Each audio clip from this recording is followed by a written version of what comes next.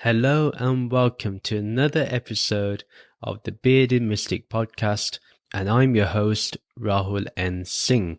Thank you for taking out the time today to either watch or listen to this podcast episode, and we will be continuing with my thoughts on the Bhagavad Gita today. If you would like to support the Bearded Mystic podcast, you can sign up to our Patreon page. The details are in the show notes or video description below. A recap of the last episode where we looked at verses 62 to 65 of chapter 2. Krishna explained how our downfall is when we are constantly thinking and are in the pursuits of the objects of our senses.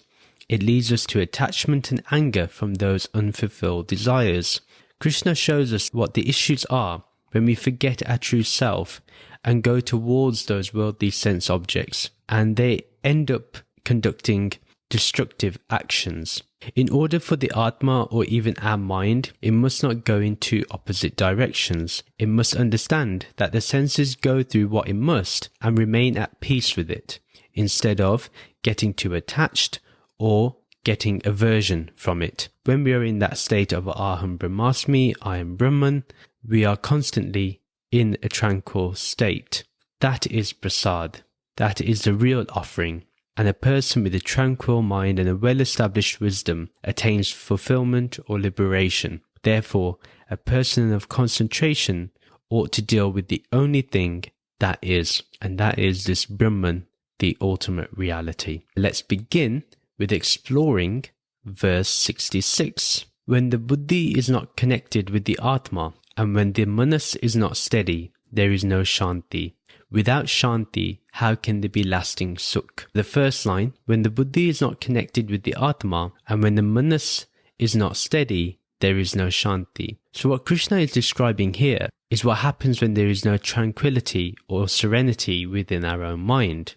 When our intellect, our discernment is not connected with the true self, then our mind is not steady. It is absolutely turbulent. Our manas is going here, there, and everywhere. The Atma is the true self. If the buddhi cannot see this, then we are going to go against our true nature. And this is what occurs when we are not established in the true understanding of who we are. If we've not understood what we've been learning in chapter 2, which is of the real and the unreal, remember the changing and the changeless, we are to go towards the changeless. We are not to go towards that which is always changing, which is subject to modification, which is always going to deteriorate or decay. We are not to go towards those things. We are to go towards that which is real. And that which is real is this Brahman, this Atma. Our buddhi faculty, our intellect needs to fully understand this. So when our intellect and that wisdom is not connected to the Atma, to the mind, we find that our mind-heart is not steady, our manas is not steady. Therefore, this question then arises, well, if someone is not connected with their Atma and their manas is not steady, and there is no peace for that person, there's no shanti for that person, then how can that person even meditate? That's why before we think of meditation, before we think about having a practice of meditation, it's very necessary to have that discernment, that vivek, to know what to meditate upon. It's very important for us to establish this. If one doesn't know what that true understanding of meditation is, then how can that person desire Brahman or pure consciousness? How is it even possible? If they do not know what the formless is, what Brahman is, what awareness is, if they cannot recognize it, then how can they meditate? How can they be mindful? We need to understand that person cannot have peace. How can there be peace? How can we be at peace, especially when all we're doing is giving turbulence to others? It's really important that we can steady ourselves in the wisdom of what we've been learning of what is real and unreal, what is sat and asat. Shri Krishna continues, without shanti, how can there be lasting sukh? So we know what sukh is, which is contentment. Without this everlasting peace, how can we find joy? How can we find comfort? How can we find contentment? It's impossible. Peace and contentment are interrelated and are the state of the one who understands this pure awareness, this Brahman. When one is at peace, one can automatically be in contentment. One is always content with life because one is at peace with themselves. It's when we are not at peace with ourselves, when we feel there are unfulfilled desires, that we are no longer content. And this person who struggles to meditate will only be at the mercy of the senses. There will be no peace for that person. Adi Shankaraji states that happiness is when there is freedom of the senses from the thirst for the enjoyment of objects, including the thirst of the objects itself. So neither will there be a thirst for the enjoyment of the objects, neither do we want thirst for the objects themselves. This is what happens for the person that is free from their senses, and that is where happiness is being free from the senses. Because otherwise what happens is, how can the mind be free when it's pulled in 1,000 directions? If we have that thirst for enjoyment of the objects, and then also have a thirst for the objects, what will happen is we will create dukkha, we will create suffering. Therefore, there cannot be an iota of happiness. The context of the whole verse is the person who is not able to connect to the true self due to the lack of discernment of what they really are and who they really are.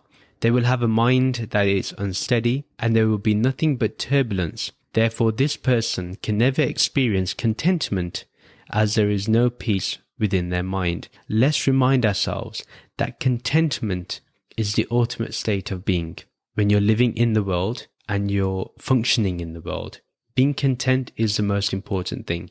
Only a self-realized person can live in that state. Verse 67, when the manas runs after the objects of the wandering indriyas, the senses, they carry away one's prajna, exactly as a ship on the water is driven by a strong wind. When the manas runs after the objects of the wandering senses, the indriyas. So this is simply understood that this is describing the action of that person that cannot concentrate on Brahman and therefore remains in that state of duality.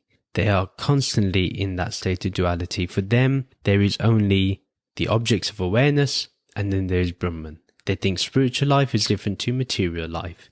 So they live in that delusion. And whatever the senses objectifies, the mind runs after it. If it hears a sound, the mind travels towards the direction of the sound. If it sees a chocolate cake, it creates and imagines the smell, the taste, and the texture of that cake.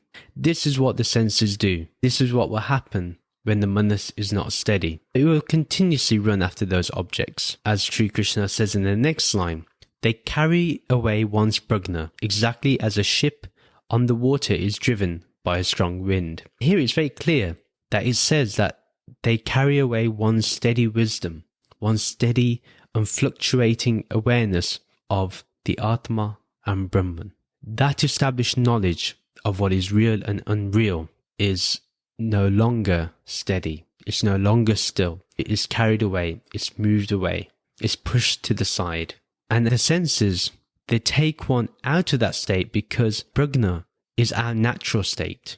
It's who we are. When we go towards the objects of the senses, what happens is we lose that inner fulfillment that we have by being Brahman, by knowing we are Brahman, by being that awareness. In that state of awareness, there's complete fulfillment. Yeah, pure awareness, being aware of awareness. And then what happens from that is we realize that there is an endless emptiness that we need to fulfill. And we think that by fulfilling our desires, we'll be able to fill that endless emptiness with transient experiences and transient objects. As we know, that's not the case. We know that what happens to us is that this endless emptiness is only an appearance, because that fulfillment is always there within us. We just don't recognize it. We're just distracted. Shri Krishna uses the example of the ship on water that is driven by a strong wind. It will be hard to control that ship if there's a strong breeze, if there's a storm. It will face issues, damages, and it will probably go away from the direction of the destination that it needs to go to. And that's what happens to our mind. We start losing discernment. When we lose discernment, we lose that direction towards our own liberation. We lose that direction towards knowing that we are Brahman. And we start feeling that spiritual wisdom is impossible to attain and impossible to live by. In fact, I would say living a material life is impossible because you can never be fulfilled. But with spiritual life, you can feel fulfilled. It is possible. That's the difference. The context of the whole verse is this, that our mind is uncontrollable if it runs after whatever the senses want. Therefore, we lose all knowledge of the Atma and Brahman, the real and the unreal, and we lose our focus and our attention towards liberation, which is required in the spiritual life. We need to be continuously focusing on liberation until it is attained, until our mind fully accepts that we are liberated.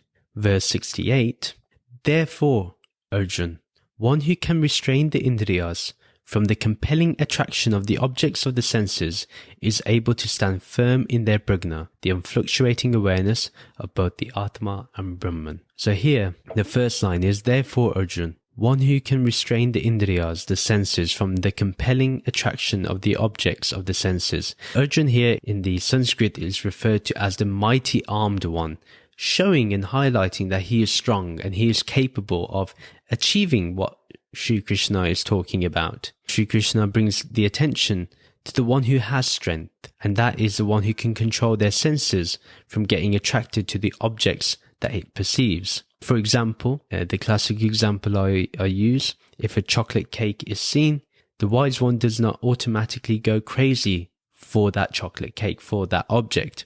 It sees it, it checks their ability to eat it. Is it being eaten out of necessity? Or is it being eaten because one just wants it and it doesn't matter how full our stomach is? If we eat it, we haven't done enough exercise to counter those calories. Maybe we are diabetic and we should not be eating too much sweet things. But because we are attracted to that, it's a compelling attraction. So that's what tends to happen. We see the chocolate cake, we're compelled to eat it. We may say, something within me forced me to eat it. Really, if someone is alert enough, they will know that it is their senses that made them eat it. And the senses had eaten it not because they were wrong, it's because we do not know what we truly are. Now, a person of realization will see that cake and will assess, do I need to eat that cake? Is it going to do me good? Maybe I can have a little slice, that will be sufficient enough. That's the difference. If they are full, they won't eat again, because then that will cause harm to the body. If there's harm to the body, how can one meditate? Therefore, whenever possible, to avoid discomfort, the sage must go that way. That's why it's very important for us to have a healthy body. Now, some things are inevitable. We may have ailments that occur to the body. Those we cannot stop. But whatever we can avoid, we must try to do that. Shri Krishna says in the next line that they are able to stand firm in their prajna, the unfluctuating awareness of both the Atma and Brahman. So that person who's able to do all the above, control their senses, not get pulled by the objects, that person can stand firm in their prajna. Their wisdom is totally established and can withstand any objects of the senses. That wisdom is the unfluctuating awareness of both the Atma and Brahman. The mind can discern and remind itself that it is Brahman. Therefore, living in both the mind functioning in the world as effectively and efficiently as possible, and also remembering that Brahman is beyond all of this. Brahman is the awareness that is observing all of this. It is that blank screen where all these images are appearing on. Therefore, the sage is alert that Brahman is infused within the world and yet beyond the world. Adi Shankaraji in his commentary says that the man of wisdom with that unfluctuating awareness has the knowledge of discernment. The ordinary and Vedic dealings cease when ignorance is removed, eradicated, as these are effects of ignorance. The ignorance ceases because it is incompatible to the knowledge of Brahman or the knowing of awareness. What Adi Shankaraji is talking about here is that what we would normally do, like in terms of Vedic rituals or the ordinary aspects of life, they cease when the ignorance is removed. So we will not want to do rituals to attain things. Remember the flowery language of the Vedas. So those things are eradicated because They are the effects of ignorance. We do those rituals so we can avoid pain and we can avoid suffering in this world. We do not think about liberation. While here, this ignorance ceases because it's incompatible to the knowledge of Brahman. Once we know this Brahman, once we have Brahm Gyan, and once we know that we are this awareness, this pure consciousness, there is no need for us to deal in the ordinary and Vedic rituals. There's no need for it. The context of the whole verse is that Krishna describes how one with a steady mind can withdraw their senses away from the objects and remain in that steady prajna where Brahman shines and illuminates all. Verse 69, those who can control their indriyas are enlightened and aware, while those with uncontrolled senses are still asleep to what is happening. And so, even when the uncontrolled appear to be awake, the wise Muni knows that they are asleep, dreaming and consciously driven by matter. The first line is, those who can control their indriyas, their senses, are enlightened and aware. So we've understood that the one who can control their senses, they are enlightened, they are aware, they are fully aware of Brahman, they are fully aware of their true nature, their true self.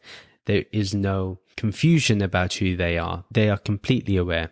Then while those with uncontrolled senses are still asleep to what is happening, those that go wherever their senses take them, they're asleep to their own condition. They do not even know they have a problem. They do not see the harm that it's doing to them. They are still fast asleep. They're in a deep sleep. And Shri Krishna continues, even when the uncontrolled appear to be awake, the wise sage knows that they are asleep, dreaming and consciously driven by matter. Here, the people who are going towards the objects of the senses, they are called uncontrolled, or you could say ignorant. This is interesting. So the wise one knows that even though it looks like the ignorant one is awake, the wise sage understands that they are sleeping or fast asleep. The ignorant ones are still dreaming of the world, they're still consumed by it. Therefore, wherever the objects take them, they allow themselves to be driven by them. The sage is aware of the illumination of its true nature when the ignorant ones are asleep and dreaming during the dark night of striving for objects. At the same time, the understanding and realization of Brahman is like nighttime for the ignorant ones, and they feel that the sages are asleep and dreaming. As they cannot see that the darkness is where they are roaming, they think it is light. In short, what that means is that the ones that are striving for liberation, they're going to be seen as being asleep or boring for the ones that are attracted to the objects of their senses. They think they are awake, but really, the wise sage knows that they are really asleep because they do not know their true self. Only those striving for liberation, those that implement wisdom and practice wisdom, are truly seeing things as they appear. Adi Shankaraji in his commentary states that it is established that for a knower of the self, there remains no need for rights and duties. Someone who is ignorant is going to be thinking about doing those rights and duties, those rituals, because it's going to give them something. It's going to give them heaven or something. And he says that the attainment of liberation is only for the sage, the man of enlightenment, who has renounced all desires and is of steady wisdom. But it is not for those who have not renounced and they are continuously desiring the objects of the senses, including the people that conduct rites and rituals for the attainment of objects. So it's very clear here that yes, there's one thing about desiring objects as an individual. You desire that car, you desire that house. But say you do these rites and rituals so you can get that car and a house. Here, Adi Shankaraji is saying, even though you may get it from the Vedas and it seems like it's spiritual, really it's still ignorance. So a deeper point that Adi Shankaraji states also is that the means of having Brahm Gyan, or the knowledge of Brahman, is to remove the possibility of the self becoming a perceiver. It loses its own authority, like how a person wakes up from a dream. So pure consciousness does not have to depend on anything to bring itself back to itself. Again, we're talking about that steady wisdom. What Adi Shankaraji is saying is that the knowledge of Brahman is to remove the possibility of the self becoming a perceiver. So it's not the self that perceives. If that was the case, then there is a moment where the self is perceiving and then not perceiving. here Adi Shankaraji says that is removed, like how a person wakes up from a dream. Now, you know that whatever you saw in a dream is not real once you wake up, right? So the same way, you have to let go of the images from the dream when you are awake. And likewise here, you have to let go of the perceptions that you perceive through that awareness of Brahman. Because it is pure consciousness. Let me repeat this. Pure consciousness does not have to depend on anything to bring itself back to itself. Awareness does not need to bring itself back to awareness. The formless doesn't have to bring itself back to being the formless. It's always in that state. It's always in that way of being. The context of the whole verse is controlling our senses, understanding wisdom, and knowing what our true nature is, which is Brahman. This illumines the mind, and we are truly awake even though we may look like we are sleeping to those that just chase after objects in their life. Wherever their senses take them, if their senses perceive an object like a car or wealth or bigger houses, they just chase over those things. They just chase those things. But really the sage knows the real difference between who is awake and who is asleep. The sage understands that it is awareness, it is pure consciousness, and does not have to continuously remind themselves of that because they are now steadied in prajna. They are now completely still in prajna, that wisdom, that unfluctuating awareness between the Atma and Brahman. So this episode now comes to its end. A new episode is uploaded every Sunday. You can follow me on social media to get updates about the podcast or for more content. Details are in the show notes and video description below. If you would like to support the Bearded Mystic podcast, there are a number of ways you can do so. You can utilize Patreon and receive extra content, or there are other ways you can donate to support the Bearded Mystic podcast, and you can check the Linktree link below. Please do rate and review the podcast. Thank you very much for listening.